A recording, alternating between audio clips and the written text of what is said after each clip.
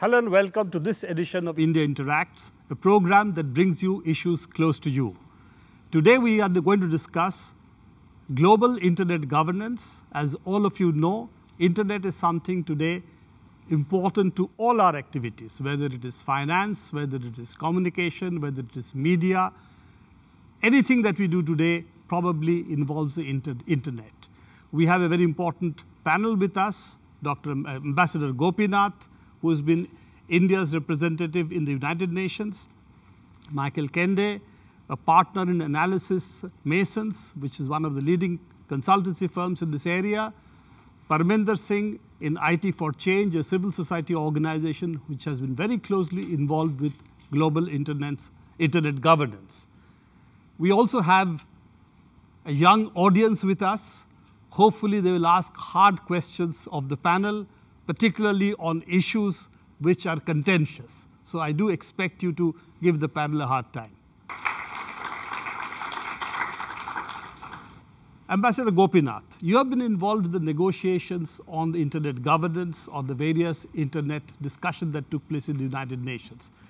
Do you see internet as something which should be independent of government, or do you think governments have a role in shaping the internet today? Thank you. I think the issue, in my view, needs to be approached from a point of view of pragmatism. Like other areas of global governance have evolved, we can take communications, we can take shipping, we can take radio telecommunication, whichever areas we want to take. The first thing to do would be to recognize that internet is a comparatively very new area. It's an area which has come to public eye, public consciousness only in the last 2 decades at the most, less than 2 decades.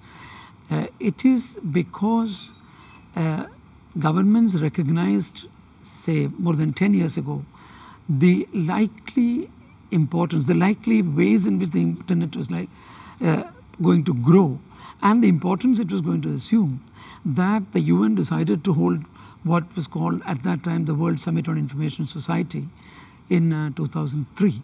The preparations for which began in 2001, and the summit itself was held in 2 phases, concluded in 2005.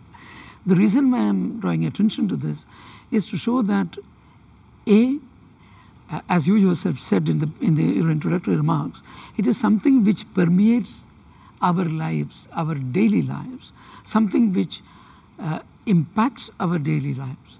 And so it would be quite less than logical to think that at some level that governments will have to come in. Now, I'm very conscious that if we said government, people immediately start thinking in terms of control and regulation and so on. That's not what I meant. What I meant was governance in its true sense, which is for governments to get together and discuss issues which are common in terms of... Effectively looking at it in terms of participative governance, how to shape it in the future, and so on. Yes. Not a heavy-handed, top-down approach. Not at all in terms of control, not at all in terms of regulation, but in terms of a gentle oversight, something where coordination, for example, is required. So coordination, light touch, if you will, but not heavy-handed, top-down approach. No. Michael, would you say that this mode of internet governance that we have had till date, which is really more or less bottom-up, very light, governments have not done too much on it, though the underlying telecommunication system, of course, does work globally together. Right. Do you think that this is the model which can survive for the future, or do you think time has come to take stock of certain things and really relook at this? Well, I think that you have to divide it into a couple areas. The internet really grew out of a bottom-up approach itself, with scientists and others getting together, developing the standards, and then some of the areas of internet governance are now multi-stakeholder, so that everyone has involvement, civil society, government to some degree, the private sector, not just the companies providing it, but other companies affected. So they have a great stake in developing the standards that run the internet, in apportioning names and numbers that keep the internet running. And there, I think the current system is working very well. I think beyond most people's wildest dreams that the internet is working. Then there's some areas where government has a legitimate role. Before the internet, government was involved in finance, was involved in commerce, was involved in privacy issues, and that's logical that that continues onto the internet. I think it has to be measured. I think it has to be proportionate, but I think the government does have a role now in cybersecurity and new things that are arising online. I think it's certain that the government has a role. I think that the way that it's happening today, where governments are keeping sovereignty over the issues that impact their citizens, is the right approach.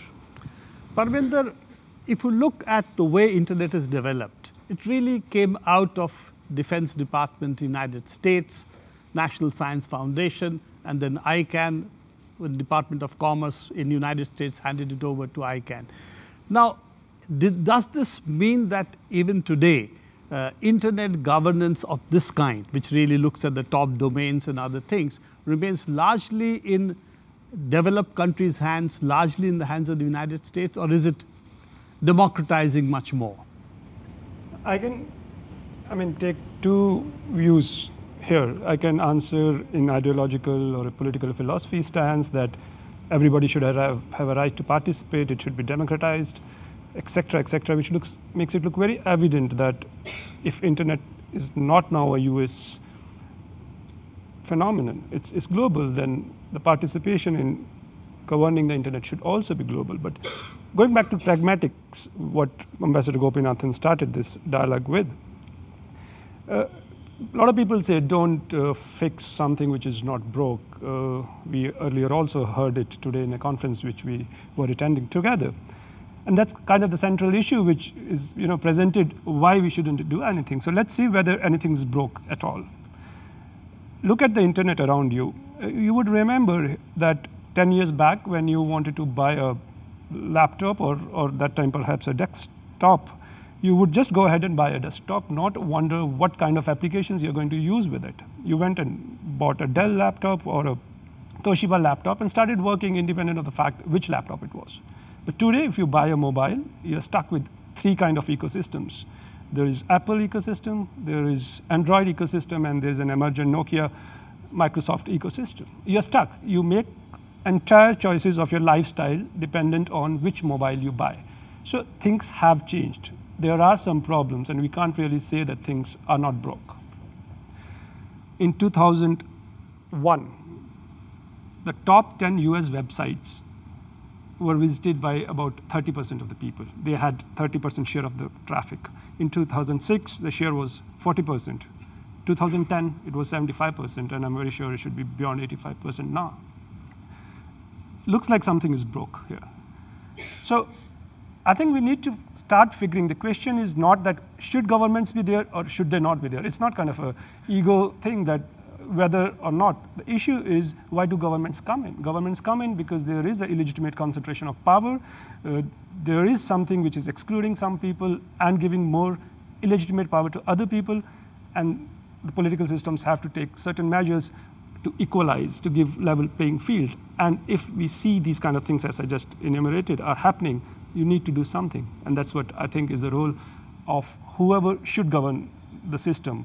We can talk about what kind of governance systems are needed, but it's clear that some kind of governance systems are needed. Michael, this has been the old argument that the redistributive role of the state comes in when market power accumulates in some hands. And it is also true that if you look at the way internet is developing, that obviously a bottom-up laissez-faire approach, if you will, means that certain companies are acquiring a lot of market power. For instance, 50% of the ad revenue of the world today goes to Google.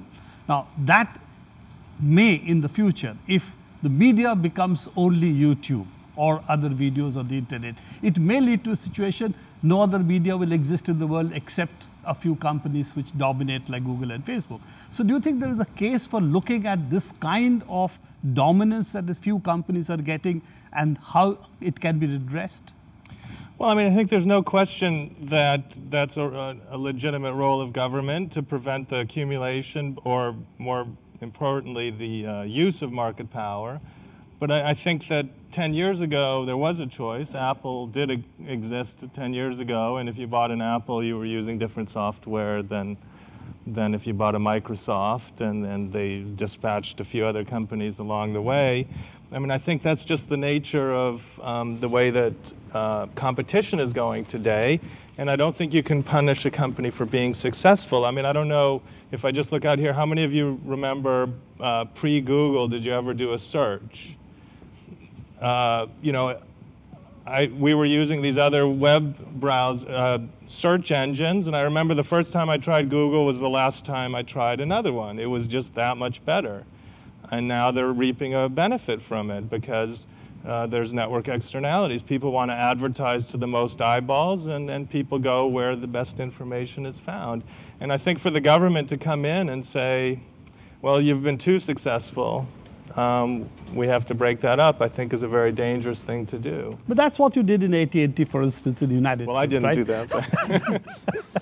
But the argument for breaking up monopolies has always been there Oh, to sure, success. absolutely. But they didn't. But they came up as a government monopoly, a government-protected monopoly, and then they were stifling competition very actively. Again, I don't know how many people, and this makes at least me sound quite old, but I mean, there was a time when you could only plug in one type of phone, and you rented your phone, and AT&T was trying to block people from plugging in different phones and attaching things to the network, and the government said, you've gone too far, and arguably it was a very successful breakup.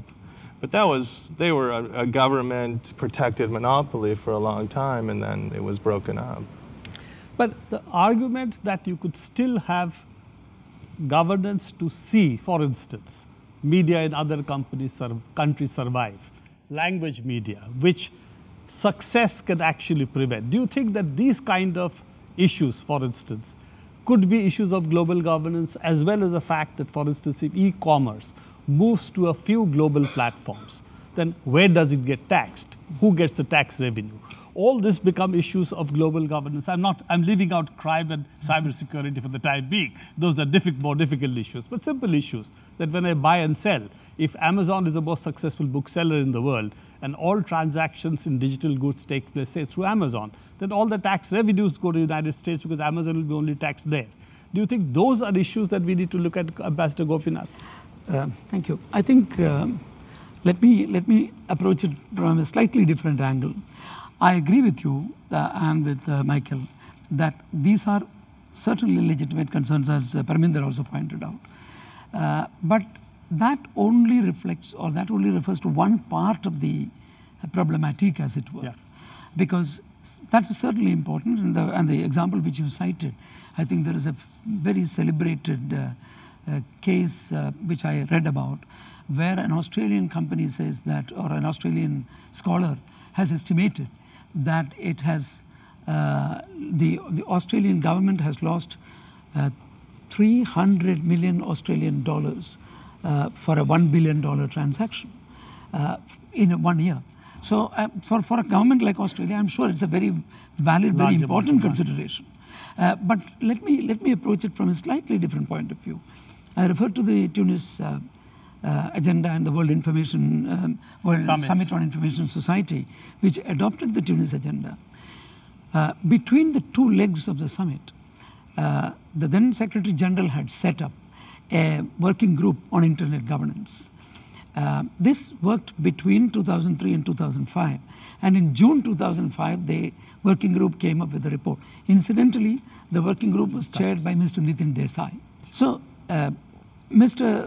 Nitin Desai chaired this working group. This working group came up with a set of recommendations, both in terms of governance models, but more important for this part of the discussion, it listed out issues. Yeah. It listed out issues and called them international public policy related issues relating to internet. Ambassador Gopinath, we'll just take a break. Yeah. Time for a short break. So don't go away. We'll come back again. Keep watching Rajya Sabha TV.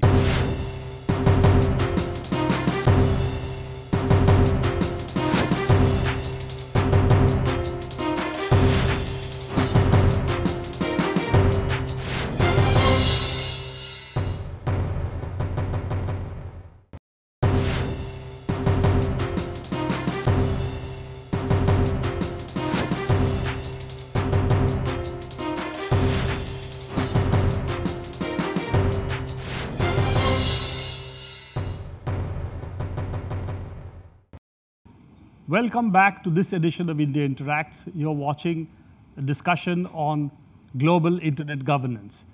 Ambassador Gopinath, do you think there is really a way to combat market power in the internet? Do you think any of the recommendations that Mr. Nitin Desai's committee made really can address this problem? Okay. Again, two quick observations. Number one, I think the Working Group on Internet Governance looked at the problems as they existed at that time.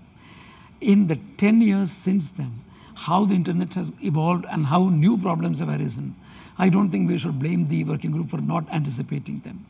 But even if you looked at the recommendations of the Working Group, I think there is enough on the plate in terms of what they asked the international community to do. They recognized that there are different stakeholders in this. It is not just the private sector companies, although they probably made the most important contributions.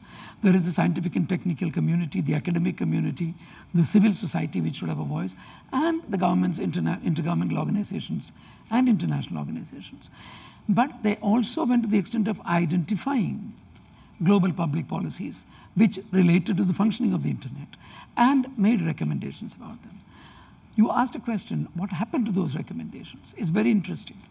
The recommendations were considered by the summit in its second leg, and the summit adopted some decisions which are reflected in what's called the Tunis Agenda. Now, the Tunis Agenda, of course, gave it a shorthand name called Enhanced Cooperation, and said that a mechanism for the governance should be put in place, or the Secretary General should come up with the recommendations for a governance mechanism within the next 6 months. That has not happened. We can debate why it has not happened, etc. So et cetera. essentially, it stays where it was. It stays where it was. And the challenge today before the international community, not just before the governments, is to operationalize that existing consensus. Now, Michael, the other issue that comes up quite often, and it has come up in India, it has come up elsewhere as well, that there are different laws of different countries, but you have cyberspace, which is really common space in some sense, because anybody can really access this space. Unless you block certain pages, certain sites, it's really available to everybody. You have hate speech laws in India, you have hate speech laws in, for instance, in Europe. It's not there in the United States. Now that creates an issue. How do you really have global governance when such disparities exist in terms of laws? Whose laws will operate on the internet? Isn't that also an issue? Yeah, of course that is an issue, and it's one that is very difficult to deal with on a national level. I mean, first it's clear that if you establish a website, if you invest in a country, you're subject to the national laws. That's clear, and that's known to companies. But if you offer a service from outside the country into the country, and there's the examples you gave, in the US, internet gambling is illegal, so the companies establish outside and offer the service inside. It's very hard to regulate that, and I think the problem that the governments face is that they don't want a global policeman, because, as you say, there are different laws and it becomes very hard. You don't want to have on your website to have to keep track of where what pieces of content are allowed to go into each country. So I think it's a tricky issue. But I would turn it around and say that obviously countries can have their own rules, but I think what's important is that you make those rules clear and that you try and attract investment with clear rules that give certainty to the companies to come and invest in your country. But because it's clear at the end, you'll get better services, you get more services, you'll get more employment if you attract the companies into your country than if they're serving from outside. And that should be the ultimate goal. But the other issue that comes up, of course, if you look at investments tend to flow in one direction, concentrate in few places, leave others out. Parminder, the question that still arises is, do you think it's possible to look at cyberspace as a kind of independent space, global space, which, like we had for outer space, for example, law of seas, that we try to work out a set of laws which will be accepted by everybody? Do you think that's is it possible, or do you think that's really a dream that not possible? It's desirable, but we know that things have changed. So we may not be able to use the same remedies as we used in other areas to cyberspace. It's unlike the seas, is unlike the outer space. It's tight. Tight. But it's very difficult to persist with a global internet without having some kind of coherence among country policies. I mean, we either accept that we would go back national, or we accept that there would be some kind of coherence, other kind of coordinations, and the rest. So we have to see to that, because you have a new realm of social existence. You have a new materiality which has permeated all aspects of our life. It would need to be governed in some way or the other. The answers are not easy, but there's no way other than to go towards some kind of a global coordination, some kind of global coherence, and to the extent possible, some common principles. Michael, any possibility of global coherence as Parminder is arguing? Well, I think we saw an interesting and tragic example several weeks ago where the U.S., which has a very strong commitment to free speech in its First Amendment, somebody posted a terrible video, and it was interpreted in other parts of the world where speech is not free, that of course the government must have known that this video was going to be posted, because we would never let anything be posted without government permission, so that must have happened in the U.S. And you had this real clash, and unfortunately a very tragic ending in Libya. But that is, kind of the ultimate whose law would govern. The U.S. is not going to change its First Amendment stance because of its own history and what could happen to speech and start censoring political speech. The countries in Libya and in the Middle East have their standards, and clearly there's a great impact with hate speech, and that's true in other countries as well. So there's a clash that is not solvable, and unfortunately, the flip side of all the great things that the internet does in terms of making access to the worldwide content is that some of it will be bad, and I think people have to learn that. I think that the people in the U.S. knew that this was going to be poorly received, the speech that they gave, and I think people in the Middle East have to learn that the government in the U.S. and in many countries can't control that. Of course, a part of it was, of course, not just the video, but the fact that there is a certain kind of interventions that the U.S. has done in the Middle East, which has, of course, its own reaction. But that's a different topic today. That's really not something right, but there was a today. Danish example, and Denmark hasn't been attacking other countries. Yeah, but again, there is a history of, shall we say, of a certain kind. And of course, we then do fall prey to some of these historical pasts. But coming to this issue, that effectively there isn't going to be a coherent policy on the internet. And we would have to learn to live with the fact that different standards exist in different parts of the world. So, but when it comes to taxes, for instance, financial transactions, and the fact that there is today growing e-commerce, there is a $1 trillion e-commerce market, what happens to tax revenues? Is that possible to be coherent? Because there are no fundamental laws that operate. It's really governments getting together and doing, agreeing to certain laws. Prabir, should I come to the prior question before we go to the tax part? That to stop at nothing is going to happen itself is not going to be of any use. We know that we have agreed to be together in this global space. We could have taken a decision not to be together in this global space. And once we have agreed, and I also take due account of what Michael said, that there are differences and those cannot easily be bridged, we still need a system whereby we can agree on something, we can know what to do when we disagree. We know that if there are respective national jurisprudences, then what should be a manner in which the respective jurisprudences should apply. But this system is much more variegated and much more nuanced than just either we agree or we don't disagree. Yeah. But leaving aside a more contentious issue, tax is relatively easy to resolve because there are no First Amendment issues over there. Really commercial treaties, governments sit together, they can work out the commercial arrangements. Today, if you look at it, the US tends to say that the companies should pay tax if there is a transaction where the companies are located, which means that most of the taxes will be paid paid in developed countries because of what Parminder said, that most of these platforms are in developed countries and not in the third world countries. So do you think there is a way to make at least the tax laws work out so that if transactions takes place on the internet, at least tax is equitably distributed? Once again, I think without a formal understanding, a formal political consensus, this is not going to happen.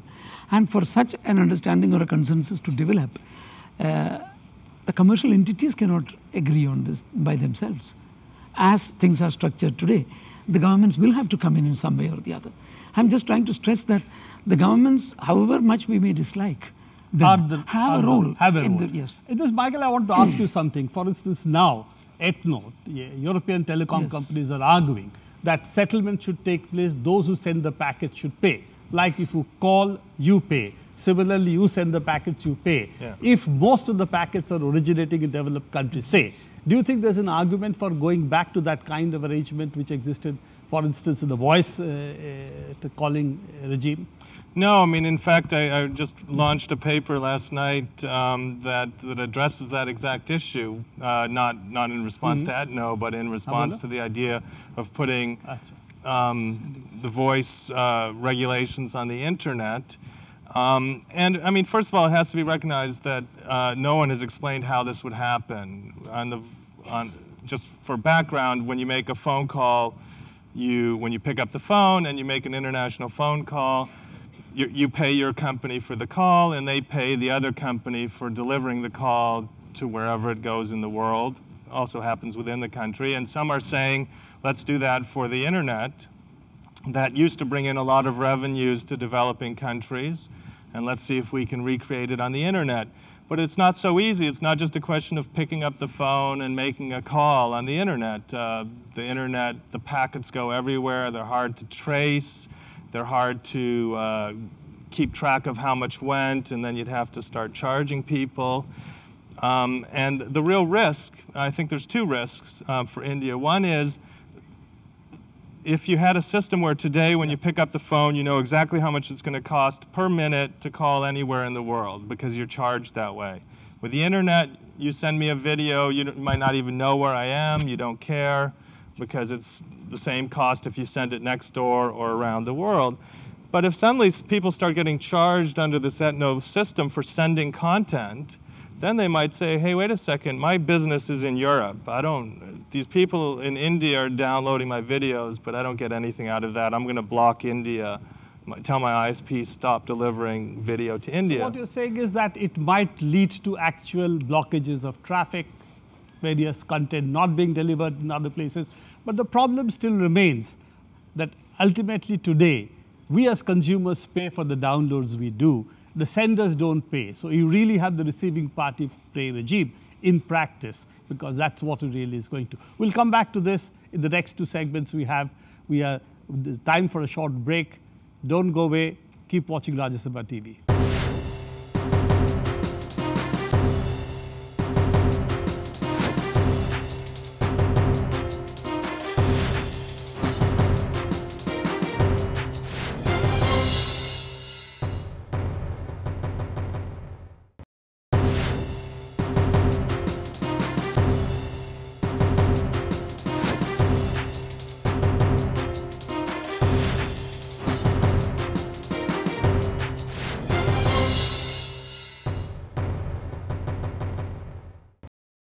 Welcome back, and you're watching India Interacts.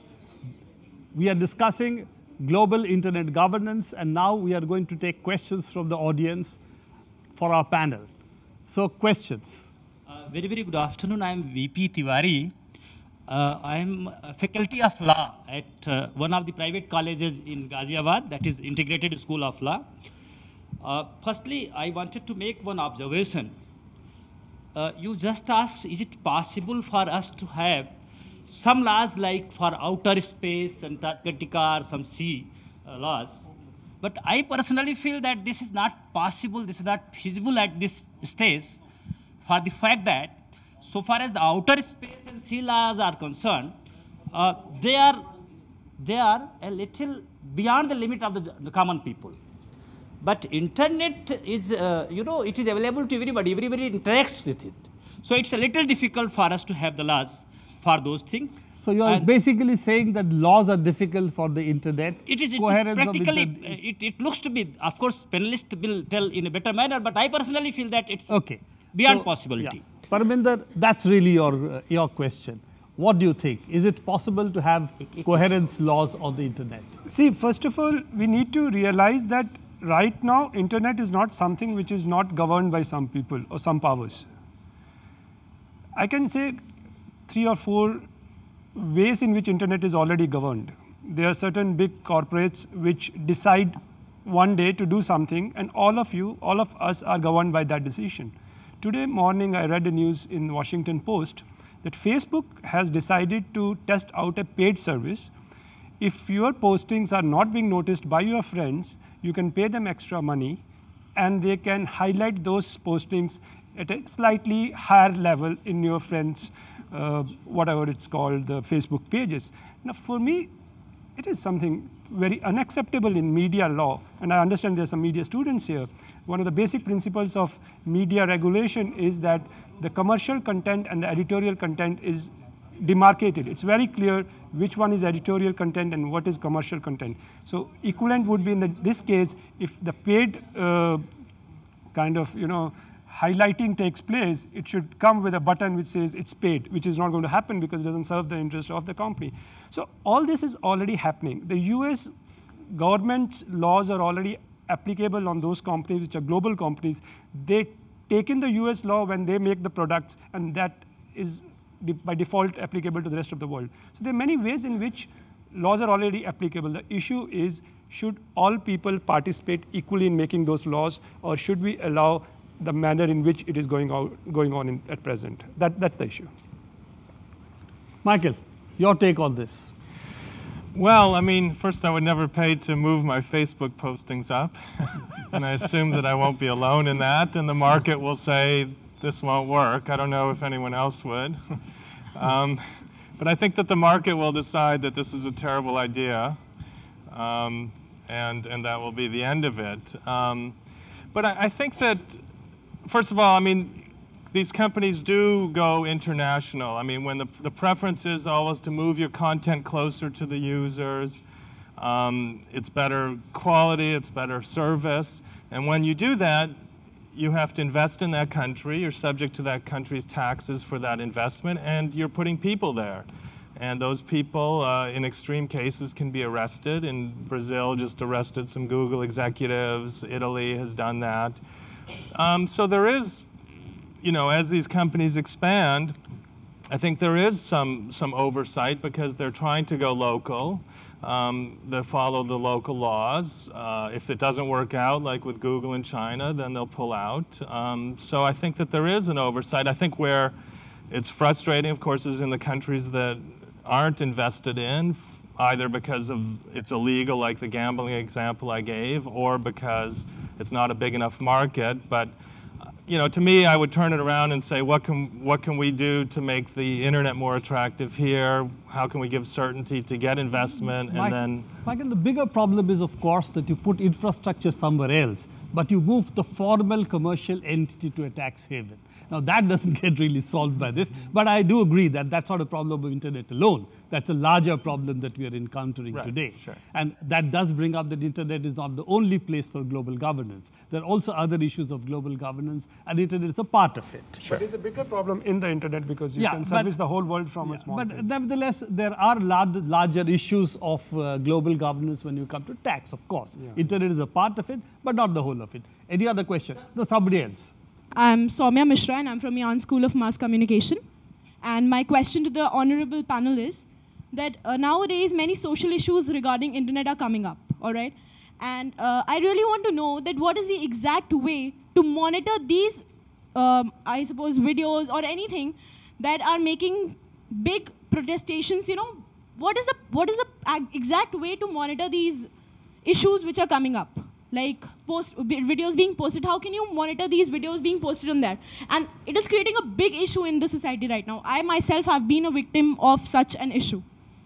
So the question is really that if you do put videos which are not acceptable, how can we monitor it, considering that we have, I think, roughly 60 hours of programming that goes up on YouTube every minute, and probably in something like 200 languages?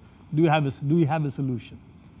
Well, I think that, I mean, that's obviously an unfortunate situation which can be minor or quite tragic, as we've seen.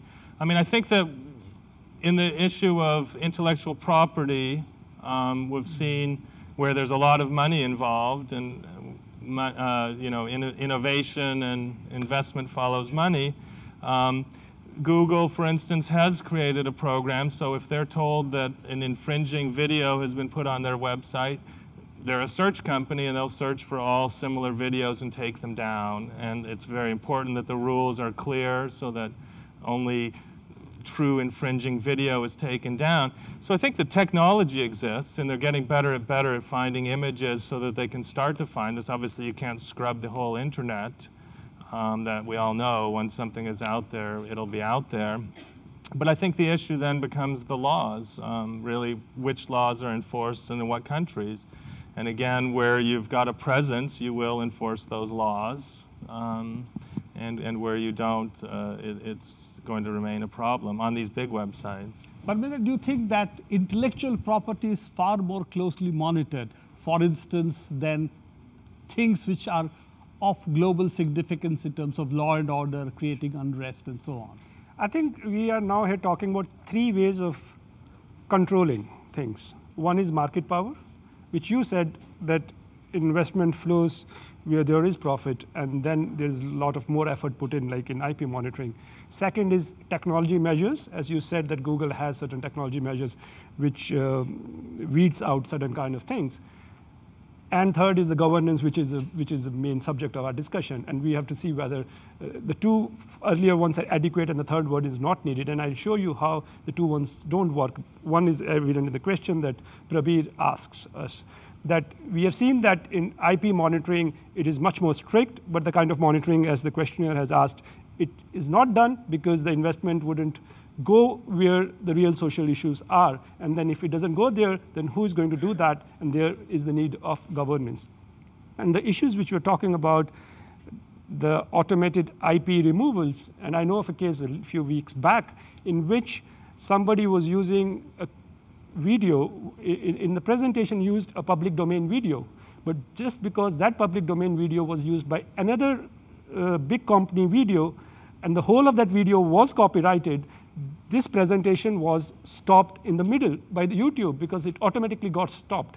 And now this is a huge issue, whether would we trust technology and market power to take care of the big social issues which we are talking about, or there is a need of certain governance systems as well. I think that is the balance we need to arrive at. Another question? Myself, Ankita Agarwal from Ayan School of Mass Communication. My question would be to Mr. Michael. Sir, you mentioned about developing standards. But then if we talk about human behavior today, everyone is addicted to internet. And how do we connect developing standards to getting addicted and getting reserved? That's going to be a difficult one. How do you stop people getting addicted to the internet addiction? Why would you want to? I mean, I think that, you know, obviously the benefits far outweigh the costs, at least in my view. I mean, I think what I was really saying about the standards are who's going to develop them and should they be imposed. I mean, there's some recommendations now that all countries by treaty take on standards from from the ITU, and I think that gives up too much sovereignty and that gives up too much of the innovation that we're used to, because the market doesn't always work. Sometimes, you know, Apple, we want to use Google Maps, and then Apple throws them out, and people are unhappy with that and have to find different solutions. But I think that process is working well, and when people make mistakes, then there's usually a market reaction to that mistake, like Apple is feeling now. I don't know if that gets to the addiction, but I guess... Another question? Yeah. So my name is Kanesh, I'm from RK Films and Media Academy. So my question is like information control.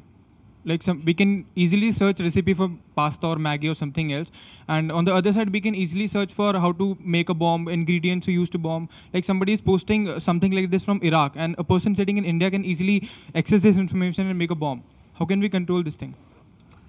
Well, I think that is the big $64 billion question. Is there a way of controlling such information or not? Parminder. See, I think, again, we have to have a very nuanced and a layered approach. There are certain kind of things which I think all countries can agree on, like bomb-making information, real hate speech which everybody agrees on, child pornography. These are some things which almost everybody agrees on. The other things people won't agree on, and it has to be a national reaction. There are many things you have to do post facto, increase the pain of somebody who has done it. The cases have to be built, they have to be caught, it has to be made more painful to do this kind of thing. So it is a very layered approach, but we can't either say, okay, we are going to close the internet, or go to the other end and say, we are going to give up. We are not going to do any of those things. The real solution lies somewhere in the middle, and we have to find that.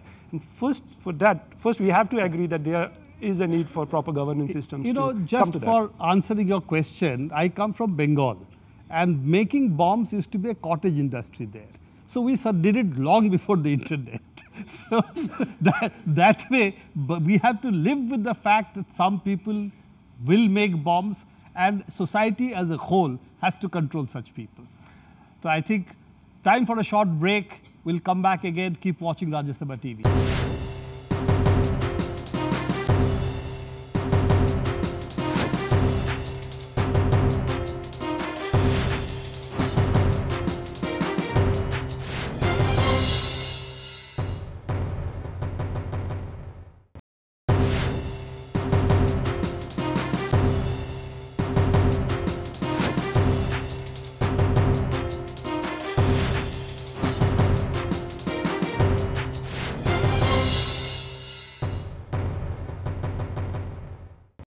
Welcome back to this edition of India Interacts. We are discussing internet governance, and we have now the audience asking questions of the panelists. I'll go right at the back. Yeah, please. I'm Varun Khattar from RK Media and Films Academy. Sir, my question is, as we are discussing over here, which law has to govern this? But it is only relevant when we don't know the laws of our country. When we know that, for example, sir has given the perfect example, the internet gambling. When we know that our country does not accept that and it is illegal, but still there are certain sites which are running all such activities, and we are very well aware of all such sites. But after that, why are not these sites being banned? But is it that if we ban all such sites, so the relationship of our country with that country would be spoiled because they are earning revenues from our country? So what is the basic solution to it? So what happens if internet gambling is permitted in a certain country and not permitted in a certain country? How do you really regulate it? Are there any easy answers? There are no easy answers on this. Once again, I think that the question begs itself. We earlier spoke of, I think, standards. If all of us don't get around a table and start talking about standards, it essentially means, however much lip service we might do, it means that select few will continue to set standards. This is a similar thing. I mean, if we are serious about, say, prohibiting internet gambling, then we need the cooperation of everyone. It cannot be done unilaterally. It cannot be done on the basis of just one party's whim or desire. So once again, it is cooperation, consultation, coordination. So a long-term solution may emerge, but there is really no short-term answer to this question. What Parminder was arguing, what Michael was also saying, that cooperatively we can set some standards, but as long as people don't agree, as countries, this problem is going to remain. Countries are not going to give up their sovereignty. Another question? Sir मैं भारतीय विद्या भवन से हूँ sir. मेरा नाम राघवेंद्र सिंह हुआ और मेरा question ये है सर कि अगर इंटरनेट पर सर रेगुलेशन लगाया गया तो वो हमारे फ्रीडम ऑफ स्पीच का हनन होगा. Well, his question is that if we put regulation on the internet, then it will be against freedom of speech. Just for your information, freedom of speech in India is restricted by what is called 19(2) of the Constitution, reasonable restrictions. And hate speech is one of those reasonable restrictions. So there are already restrictions in law against what is free speech. And most countries except the United States more or less accept that hate speech is really not freedom of speech. So that is one part. If I add to it, and other part is the question of just Assam. going forward with what you are saying, I think this polarity is produced between freedom of speech and laws and policy frameworks. Who gave us our freedom of speech? Our constitution gave us. Human rights instruments of the UN gave us freedom of speech. Everything does come from some kind of a policy or a legal framework. They don't grow in the wild. So we shouldn't posit freedom of expression against law and regulations, because there are regulations and law which protect your freedom of speech. So it's not an either or, and that's what normally the internet governance question is made into. And you yourself did say in the second part of your question that there are real problems which need to be addressed. You said about the kind of acts which take place on the internet which have real impact. So first of all, if we go out of the polarity, then we would be able to find the solutions. But I think positing freedom of expression and internet law and regulation against one another is one big problem. If we leave that polarity, we can make progress. Okay. So my question is that internet governance basically governance basically led by the US-based companies, and rest of the countries follows. And US-based companies implement the laws, making the laws, all policies, and rest follow. But why not they equally participate with US companies? Well, the old question, the US really leads the internet governance because it lays down the laws. Companies in the US really create the ecosystem which creates those laws, and the rest have to follow. Why is it that they do not do it the other way? Also listen to the rest of the world. Well, I mean, I think, first of all, they do. I mean, they invest in many other countries. Second of all, there's no rule that the countries have to be in the US. Anyone can start Facebook. Anybody could start Google, the next Facebook, the next Apple, the next Nokia, which is not American. You know, I think that's the nature of competition. And while it's undeniable that many of the large content companies and the content comes from the US, they have to be mindful of the rest of the world and markets in the rest of the world, and they can't set laws in the rest of the world any easier than they can set laws in the US. Right at the back. Yeah. My name is Kunal Ahuja. I belong to ISL, Integrated School of Law. My question is, today advertisements are playing a big role in the corporate sector. So, means if let's take an example, if we go to the Facebook, on the sideways, we get a suggestion that download this one. If we close it, there's an option hide or remove. And they ask a reason, that's others, or this is a vulgarness, anything else. Means, why are these advertisements or these videos, pics are being uploaded if they are still a vulgar? Means, okay, and there's one more question, that hacking. Yeah, just let us one question. So question is, internet is also driven really by corporate large media, therefore advertisements. Does not that detract from the quality of the internet experience we get? Isn't that what also is happening? Well, I think there's no question, but if someone would have said to you 10 years ago, would you like to be able to communicate with all of your friends from every phase of your life, to be able to make free phone calls to anyone in the world with video? How much would you pay for that? Sorry about the free, but I mean, how much would you pay for that? I think a lot of people 10 years ago would have said quite a bit. Now they're getting delivered that for free.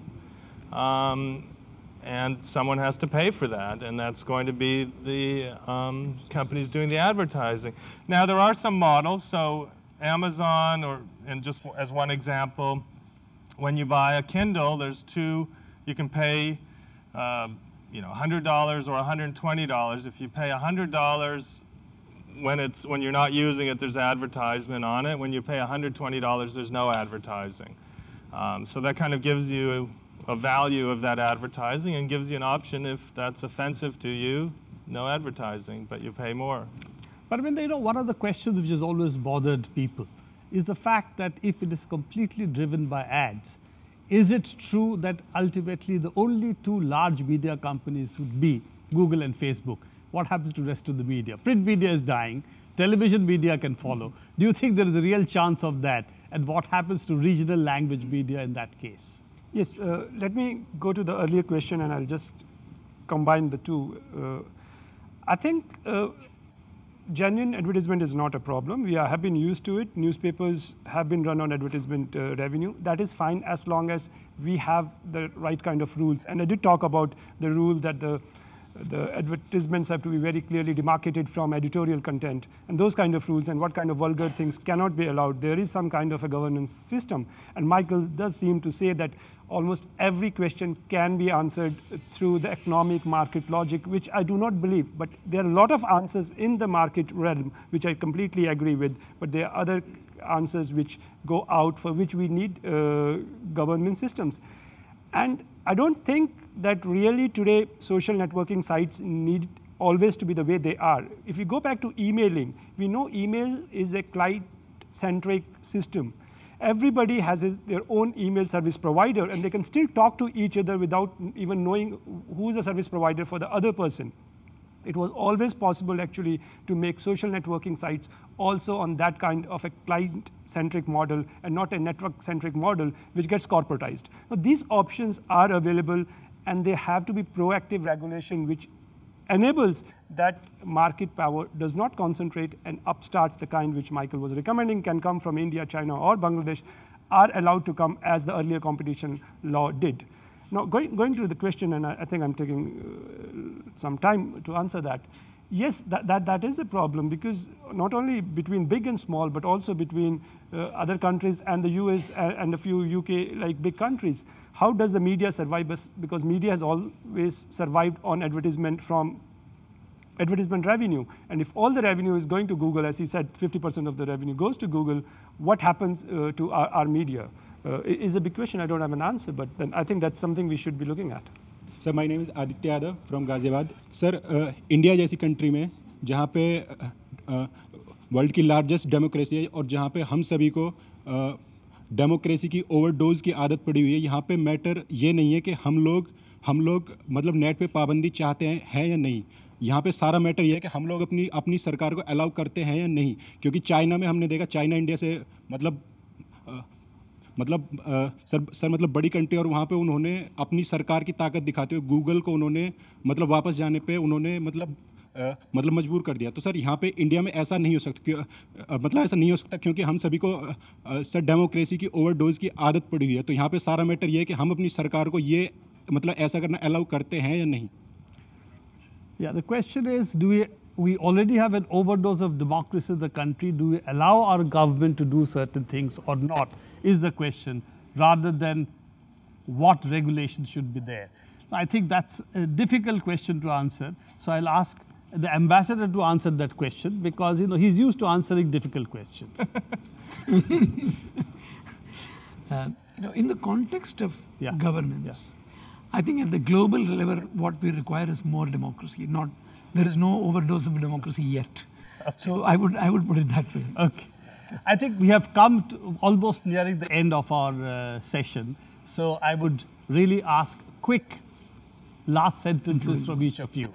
I'll start with Parminder. Parminder, a quick wrap up, 2 sentences. I think it's simple. Market power, market solutions would solve many of our problems, but that's not enough. And to address the questions of equity and social justice, we need good governance systems which are democratic at the global level. And as somebody said, that at Indian national level, we have an overdose of democracy. So that would always make sure that we don't make wrong regulations. But at the global level, as Ambassador said, we need more democracy to get the right solutions. Michael, 2 sentences. Okay, well, I think that the marketplace has its role, and not for everything, but I won't get into the details of that. But I think that the questions that you've asked are excellent. I would also turn it around and ask, are there any barriers to more content and more things coming here so you're not subject to what other countries are offering?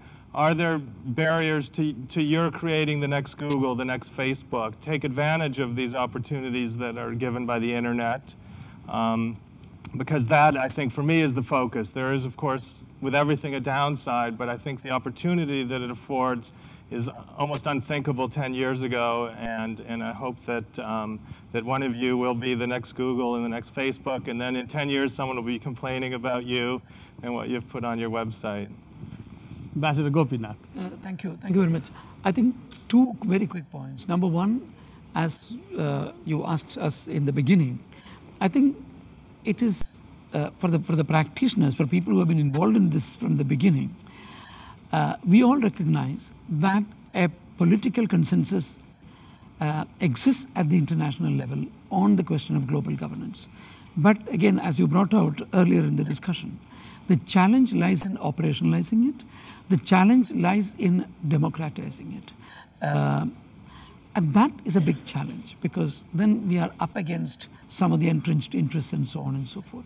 So this is something where the subject is almost completely new for this country, and it takes a big effort to understand the complexities of a subject such as global governance of the internet and the role of internet-related public policies, international public policies, which surround the internet. And that, I think, is the challenge that we are facing. So we are all agreed that internet is the next best thing after sliced bread.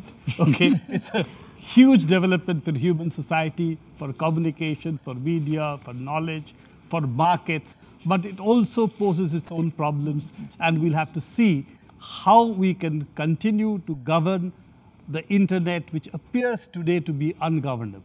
Now, I think we are running out of time, so this is all we have today in India Interacts on internet governance. Hope to see you again on another episode discussing some other interesting topic which may be of concern to you. Till then, keep watching Rajya Sabha TV. That's all we have today.